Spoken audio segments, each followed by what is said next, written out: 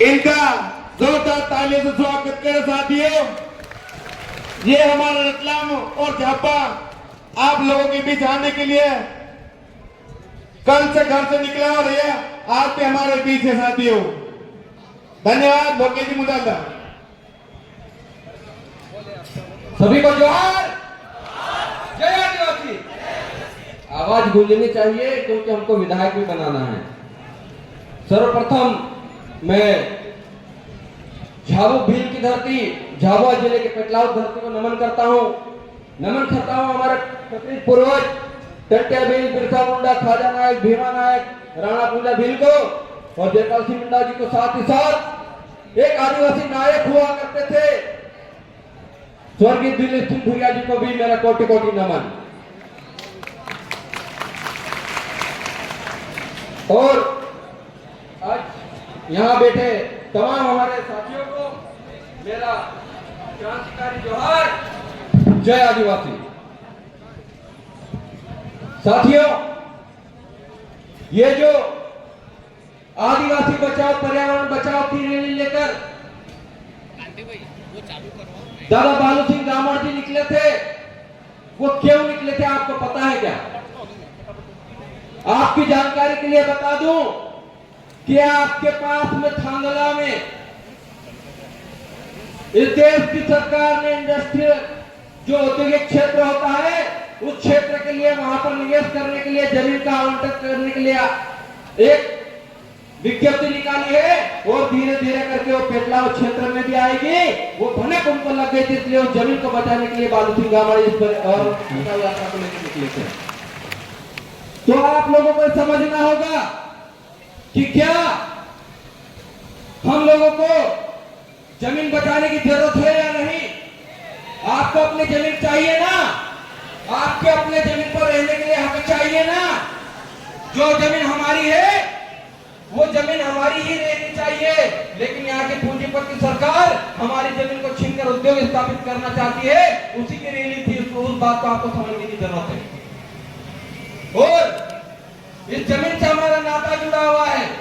यही जमीन हमारे पुरखों की है। मुझसे पूर्ववक्ता कांति दादा ने और आदरणीय संविधान की ज्ञाता बबीता दीदी ने कहा कि जो जमीन सरकारी है वो जमीन, जो जमीन सरकारी है वो जमीन, तो वो जमीन हमारी कैसे है? वो बबीता दीदी ने समझा दिया कि जब इस देश की सरकारें नहीं बनी थी तब भी हमारे बाप दादा उस जमीन पर रहते थे। तो आप लोगों को, प्रशासन के लोगों से कुछ सवाल जवाब करना होगा कि जिस जमीन को आप सरकारी बता रहे हो वो जमीन तुम्हारे बाप की कैसे हुई? ये तो हमारे बाप की, ये पूछना पड़ेगा। और उस जमीन को बचाने के लिए अब हम लोगों को संविधान में जो अधिकार दिए हैं उन अधिकारों को, कानूनों को बनाने की जो कवायद करते हैं उस संसद में, उस विधानसभा में हमारे लोगों को भेजना होगा। मैं पेटलावत के तमाम आयोजक कमेटी को धन्यवाद, क्रांतिकारी जोहार करता हूं। एक बार इस आयोजन कमेटी के लिए जोरदार तालियां बजा दीजिए। और मैं आप सभी को इसलिए क्रांतिकारी जोहार करता हूं क्योंकि आपने त्रिस्तरीय पंचायत चुनाव में इसी पीले गमछे पे, इसी सफेद झंडे पे एक यहाँ की जिला पंचायत सदस्य जीता के भिजवाए थे। और जो साथी दूसरे नंबर पे रहे थे वो भी कड़ी टक्कर दिए थे और कांग्रेस और भाजपा को धूल चटा दिए थे। इसलिए आप सभी को क्रांतिकारी जोहार। जो साथी हारे हैं वो हारे नहीं है, वो जीत गए हैं, वो समाज की नजर में जीत गए हैं, वो समाज के संविधान का अधिकार बचाने के लिए जीत गए हैं। अब वापस आप पे जिम्मेदारी आई है। वो जिम्मेदारी अभी आने वाले विधानसभा चुनाव की है। अभी कांति दादा कह रहे थे कि जयेश टुकड़ों टुकड़ों में बटा है। मैं आदरणीय कांति दादा को कहना चाहता हूं कि जयेश एकजुट है और आज जालिम पे बैठा हुआ है, आप लोगों को बता देना चाहता हूं। और जो टुकड़ों टुकड़ों में बटने वाले लोग थे वो जयेश के नहीं, जो कांग्रेस में गया वो कांग्रेस का, जो भाजपा में गया वो भाजपा का, और समाज की बात करने वाला आज भी गद्दी पर बैठा है, आज छत के नीचे बैठा है। तो जयेश बटा नहीं है। कुछ लोग हो सकते हैं अफवाह स्वरूप जो कहीं कहीं जाते हैं तो जाने दीजिए, क्योंकि हमारा समाज ने तय कर लिया है कि अब ये फिजा बदलनी चाहिए और आदिवासियों का राज आना चाहिए। ये फिजा को बदलने के लिए तैयार हो चुके हैं, पेटलावत के युवा तैयार हो चुके हैं, इस बात की खुशी है। तो हम लोग इस आने वाले विधानसभा में हमारे आप लोगों ने जिनको उम्मीदवार चयनित किया है, बालू सिंह गामड़ यादव का आप लोग विजय बनाने के लिए अगर संकल्प ले लेंगे तो मैं कह रहा हूं कि आज यहाँ पर लगभग 100 से 150 ग्राम पंचायत के लोग बैठे होंगे, बैठे हैं इस पेटलाद विधानसभा के 100 से 150। आप ये बताइए कि जमीन की बात करने के लिए बालू सिंह गामड़ी क्यों आगे आए? कांग्रेस के विधायक को भी आगे आना चाहिए था, यहाँ के बीजेपी के विधायक को भी आगे आना चाहिए था, लेकिन जमीन की बात करने के लिए जो आगे आया वही हमारा नेता होना चाहिए। आपको तय करना पड़ेगा, वरना आने वाले समय में जमीन नहीं बचेगी। जमीन नहीं बचेगी तो आप क्या करेंगे? आप कहां रहेंगे? आपकी संस्कृति खतरे में चली जाएगी, आपकी पहचान खतरे में चली जाएगी। उस जमीन को बचाने के लिए हमको हमारे वैचारिक योद्धा को सदन में भी भेजना पड़ेगा, जो सदन में जाकर हमारी जमीन की लड़ाई लड़े। इसलिए क्योंकि ये क्षेत्र हमारा है, यहाँ के लोग हमारे हैं, यहाँ का पैसा हमारा है, यहाँ की समस्या हमारी है, यहाँ के मुद्दे हमारे हैं। तो जो विधायक का टिकट है वो भोपाल और दिल्ली से तय नहीं होना चाहिए, वो टिकट यहाँ से तय होना चाहिए। उसको आप जिता के दीजिए, क्योंकि जिस दिन आप लोगों ने ठान लिया कि हमारे मुद्दों को उठाने वाला, हमारी समस्या को सुनने वाला अगर आप लोगों ने भिजवा दिया तो आप लोगों को बार बार ये ज्ञापन और आंदोलन करने की जरूरत नहीं पड़ेगी। मुझे पूर्ण विश्वास है कि जो आप चुनोगे, जिसको आप चुनोगे, वो आपकी बात उठाएगा। और अगर उसके बाद भी वो आपका जो विधायक आप लोगों ने चुना आपकी बात नहीं उठाता तो मुझे, क्योंकि यहाँ का आपका विधायक होगा, यही जाजम तय करेगी। और विधायक बनने के बाद वो जाएगा तो कहीं नहीं, रहेंगे तो यही इसी विधानसभा क्षेत्र में। जिस दिन में आपको लगे कि आपकी जमीन के मुद्दों को वो नहीं उठा रहा है, आपके 2 जूते निकाल के उनको मारना, क्योंकि आपका ये हक है। हमारा विधायक हमारी बात सुनना चाहिए। और मुझे पूर्ण विश्वास है कि ऐसी नौबत नहीं आएगी, क्योंकि इंजीनियर बालू सिंह गामड़ जी पढ़े लिखे युवा हैं और पढ़े लिखे साथ साथ उस प्रकृति को समझते हैं, इसीलिए ये यात्रा निकाले तो ये नौबत बिल्कुल भी नहीं आएगी, ये मुझे पूर्ण विश्वास है। बाकी हम लोग भी बैठे हैं। और शंकर भाई कह रहे थे कि चुनाव लड़ने के लिए पैसा लगता है, कमलेश्वर भाई कह रहे थे कि गांधी जी चलते हैं। तो गांधी जी, हम लोग अगर गांधी जी को गांव में नहीं घुसने देंगे तो गांधी जी चलेंगे कैसे? हम लोगों को तय करना है, गांधी चले कि बोतल चले, या बोतल वालों को भी बाहर भगा दो। ये पोटली भी नहीं चलना चाहिए हमारे क्षेत्र में। ये आप लोगों को प्रण लेना होगा। जितने भी ग्राम पंचायत के साथी आए हैं, युवा साथी आए हैं, आप लोग अपने अपने गांव में जाकर टीम बनाइए, 1 बूथ 10 यूथ, और वो 10 युवा पूरे गांव में जाकर अपना चंदा इकट्ठा कीजिए। जब हमारे गांव में किसी मंदिर में हम लोग भंडारा करवाते हैं तो एक ही गांव का चंदा करवाकर हम 10 गांव को भोजन करवा देते हैं कि नहीं करवा देते? करवा देते हैं ना। तो ये तो 5 साल के आने वाली लड़ाई लड़ने वाले लोग हैं। आपकी जमीन बचाने के लिए सदन में आवाज उठाने वाले युवा साथी हैं। इसके लिए क्या आप अपने गांव में चंदा नहीं कर सकते क्या?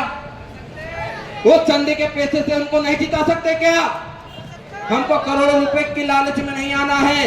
वो जो बांटने आते हैं उनका पैसा छीन लो, उनकी दारू को फेंक दो। हमको ना दारू चाहिए ना पैसा चाहिए, हमको हमारी जमीन की बात करने वाला हमारा नेता चाहिए। आपको कहना होगा। ये जो जयेश का पीला गमछा है, ये पीले गमछे का कलर, और ये जो आप यहाँ पर ये फोटो देख रहे हैं जयेश का, इसके पीछे उगता हुआ सूरज है। ये क्यों है पता है आपको? जब माँ की कोख से बच्चा जन्म लेता है उसका कलर भी पीला होता है, और जब सुबह सूरज उगता है उसका कलर भी पीला होता है। और जब कोई बीज धरती से अंकुरित होता है तो उसका कलर भी पीला होता है, यानी कि ये उदय का प्रतीक है, इसलिए हम लोग इसको गले में डाल के घूम रहे हैं। और जो सफेद कलर है, जो सफेद गमछा हम गले में डालते हैं, वो सफेद कलर पितृ सत्तात्मक का वाहक है, और जो लाल कलर होता है वो मातृ सत्तात्मक का वाहक होता है, इसलिए हम लोग उसको गले में डालकर घूमते हैं। यही आदिवासी संस्कृति, इसी संस्कृति और इसी रीति रिवाज को बचाना है।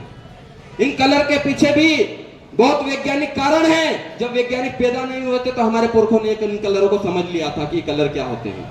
तो उस चीज को आप लोगों को भी समझना है, और आने वाले वक्त में आप लोगों को बताना होगा कि हम लोग कमजोर नहीं है, हम लोग बटे हुए नहीं हैं, हम लोग एकजुट हैं। और हमारा एक उम्मीदवार यहाँ से जिताकर आप भेजेंगे, इस बात का संकल्प हाथ उठा कर दीजिए तो मानेंगे हम लोग। सब लोग हाथ उठाइए, पीछे से भी दादा बैठे उधर फेंटे वाले वो भी, क्योंकि आपको भी ये उंगली है ना, उंगली अब सही जगह दबाने का समय है। अब बहुत हो गया कमल कांग्रेस। 75 वर्षों से कमल कांग्रेस के विधायक बनता है आपके पेटलावद में, लेकिन पेटलावद का विकास नहीं हुआ। अभी तो मैंने पेपर में देखा कि झाबुआ जिले में 9 करोड़ का तो ड्रेस घोटाला ही हो गया। हुआ है। आदिवासी बच्चियां जहां पर पढ़ती हैं, जहां पे हमारे आदिवासी छात्र पढ़ते हैं, आपके बच्चे जहां हॉस्टल में रहकर पढ़ते हैं, वहां पर इस सरकार के नुमाइंदे लोग जो ठेकेदार लोग होते हैं और यही बीजेपी कांग्रेस के विधायक होते हैं, इन्होंने 9 करोड़ के हमारे कपड़े भी खा गए। अब आप ऐसी सरकार को, ऐसे लोगों को जिताना चाहोगे क्या? जब नहीं जिताना चाहोगे तो आपको ये प्रण लेना पड़ेगा। नहीं तो आने वाले समय में मैं कह रहा हूं, ये ड्रेस तो ठीक है, आपके बदन के कपड़े तो आज वो लोग छीन रहे हैं, आपके रहने के लिए जमीन भी वो लोग छीन लेंगे, फिर आप क्या करोगे? तो इस बात का संकल्प आप सभी ले लीजिए, क्योंकि ये जो भूमि रही है, दिलीप सिंह भूरिया जी कहा करते थे, मैंने उनके भाषण सुने, उनको देखा तो नहीं लेकिन उनके भाषण जरूर सुने हैं। वो कहते थे आदिवासियों की पहचान कागज से नहीं है, आदिवासियों की पहचान इस नदी में पड़े पत्थर से है, इस पेड़ से है, इस पौधे से आदिवासियों की पहचान होती है, इतना कहते थे। शायद वो जिंदा होते और आदिवासी मुख्यमंत्री होते तो आदिवासी की स्थिति कुछ और होती। तो हम लोगों को भी वही सोचना है कि दिलीप सिंह भूरिया अधूरा सपना छोड़ के गए हैं, उस सपने को पूरा करने के लिए हम लोग मध्य प्रदेश से, कांति दादा यहाँ पे 47 रिजर्व सीट है, लेकिन मैं कह देना चाहता हूँ रिजर्व नहीं, हम सामान्य सीट से भी आदिवासी विधायक बनाकर दिखाएंगे और सदनों में भेजेंगे। और अभी किसान यूनियन के भाई कह रहे थे कि ओबीसी के लोगों को अलग समझ रहे हैं। जयस किसी को भी अलग नहीं समझता है। जयस अहिंसावादी समाज है, ये अहिंसावादी लोग हैं, कभी भी किसी से झगड़ा नहीं करते हैं, हम किसी को नहीं छेड़ते हैं। हम तो कहते हैं जो कबीलाई किसानी व्यवस्था में है वो भी कहीं ना कहीं हमारा ही वंशज है, आदिवासियों का ही खून है। एसटी हो, एससी हो, ओबीसी हो, सब हमारे लोग हैं। सबको एकजुट होकर इस कांग्रेस और भाजपा की सरकार, जो दमनकारी सरकार, इसको बदलने की कोशिश करना चाहिए। मुझे किसान यूनियन के जो साथी थे उनसे भी एक संकल्प चाहिए कि जब जयस यहाँ का उम्मीदवार तय करेगी, ओबीसी समाज भी उसको पूर्ण समर्थन करके उसको सदन में भेजने का काम करेगा। हम आपसे अलग नहीं हैं, हमें आपसे कोई बैर नहीं है। हम लोग चाहते हैं सभी लोग यहाँ पर अमन और शांति से रहे, सभी भाईचारे के साथ रहे, जितने प्यार मोहब्बत से, जितने शांति के साथ एक दूसरे से भाईचारा निभाकर एसटी एससी ओबीसी के लोग पेटलाद में रहते वहां कहीं नहीं रहते। एक धमाका हुआ था यहाँ पर, जब धमाका हुआ तमाम लोग जो लोग जख्मी थे उनकी सुरक्षा के लिए उसमें वो नहीं देखा गया कि ये एसटी है, ये एससी है, ये ओबीसी है। सब लोगों ने बढ़ चढ़कर मदद की थी और तमाम लोगों को बचाने की कोशिश की। जिन्हें नहीं बचा पाए उनको मेरा श्रद्धा सुमन नमन। तो ये जो जयस और जो आदिवासी परिवार है, ये आदिवासी परिवार की क्रांति और जयस की क्रांति को अब राजस्थान में और मध्य प्रदेश में स्थापित करने का समय आ चुका है। पिछले 10 वर्षों से हम जयस नामक क्रांति का प्रचार कर रहे हैं, इसको घर घर तक पहुंचाने का काम कर रहे हैं, तब जाके हम लोग यहाँ पर आए हैं। ये पेटलावद की बात नहीं, ये रतलाम की बात नहीं, पूरे मध्य प्रदेश में इस पीले गमछे का अब सुरूर छाया है। और आने वाले समय में इस प्रदेश का मुख्यमंत्री कौन होगा, ये भी यही जयस के युवा तय करेंगे, यही आदिवासी लोग तय करने वाले हैं। और हम तो चाहते हैं इस प्रदेश का मुख्यमंत्री आदिवासी ही बनाएंगे, क्योंकि आदिवासी मुख्यमंत्री नहीं बनेगा तब तक लगता है कि कांग्रेस भाजपा के लोग ऐसे ही करते रहेंगे, बार बार निवेश क्षेत्र के नाम पे आदिवासी को उजाड़ते रहेंगे। आप लोगों को पेटलावद के साथियों को लग रहा होगा कि निवेश क्षेत्र से कुछ नहीं होता, हम तो यहीं को नौकरी मिल जाएगी, तो मनावर में जाके अल्ट्राटेक को देख लेना, वहां पे कंपनी लगी, वहां के 7 लोगों को रोजगार मिला। कितने? 7, और 32 गांव उजाड़ दिए गए थे। तो आप लोग समझ लेना, निवेश क्षेत्र आने से पहले अपनी रूढ़िगत ग्राम सभा को ताकतवर बना लेना और कह देना हमारी जमीन हमारे बाप दादाओं की, सरकारी जमीन अगर सरकार के तो हमको डॉक्यूमेंट दिखाए, उसके बाद हम जिसकी जमीन उसको सौंप देंगे, लेकिन उससे पहले हम लोग घुसने नहीं देंगे।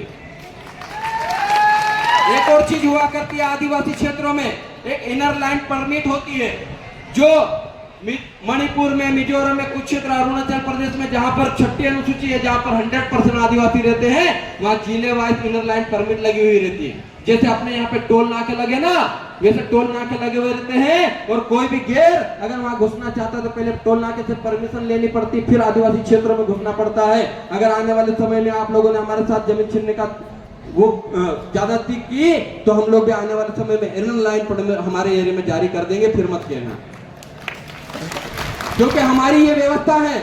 मैं अभी पेटलावत को पढ़ रहा था, पेटलावत की झाबुआ को देख रहा था, तो झाबुआ में भी एक अंग्रेजी जब शासन हुआ करता था तो झाबुआ का एरिया भी अपने टेरिटरी को सुरक्षित कर लिया था। यहाँ अंग्रेज भी घुसते नहीं थे, घबराते थे इन आदिवासियों से, इतनी बड़ी ताकत है फिर भी हम लोग डरते हैं, फिर भी हम लोग कहते हैं हम लोग कमजोर है। हम लोग कमजोर कतई नहीं है, हम लोगों से ज्यादा ताकतवर कोई नहीं है, क्योंकि इसी जय से, इसी आदिवासी परिवार के बाद देश का प्रधानमंत्री नरेंद्र मोदी भी करता है, अपनी बैठकों में कहता है कि इन सफेद और पीले गमछे वालों को कैसा रोका जाए। तो आप कमजोर है क्या?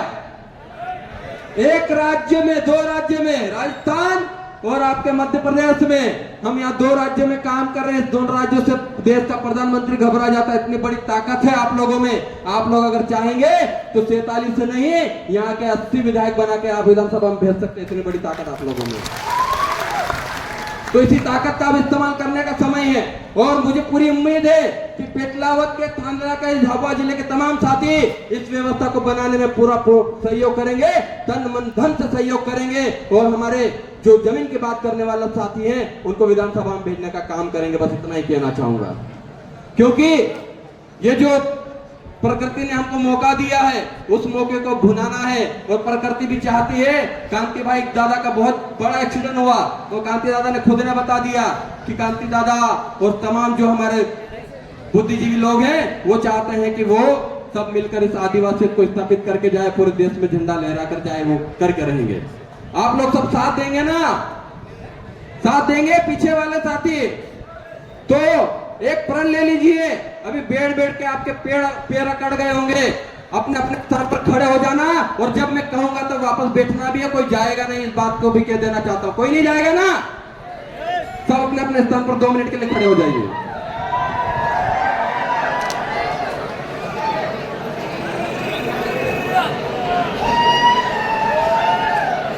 आप सभी को संकल्प लेना है हमारे पुरखों के, हमारे प्रकृति की, इसलिए अपने हाथों की मुट्ठी को बांध लीजिए।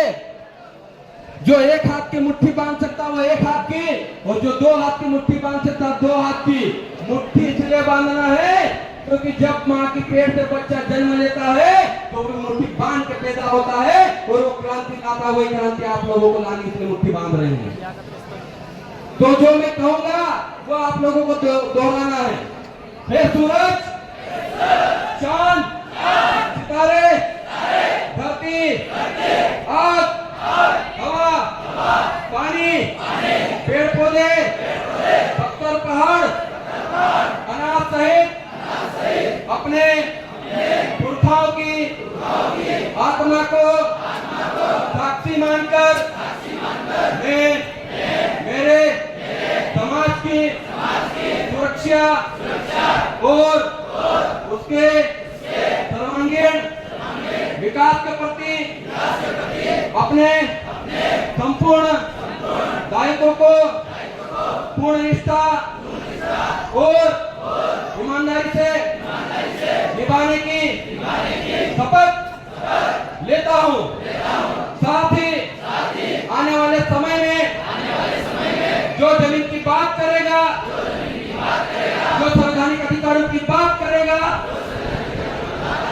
उसी को जिताकर विधानसभा और लोकसभा में भेजेंगे। और हमारे गांव से जिस पार्टियों ने, कमल और कांग्रेस ने आदिवासी का शोषण किया, उनकी जमीनें छीनी, उनका एक भी झंडा अपने गांव में नहीं लगने देंगे। और इसी के साथ पूर्ण ईमानदारी के साथ इस कर्तव्य को हम लोग निभाने की शपथ लेते हैं।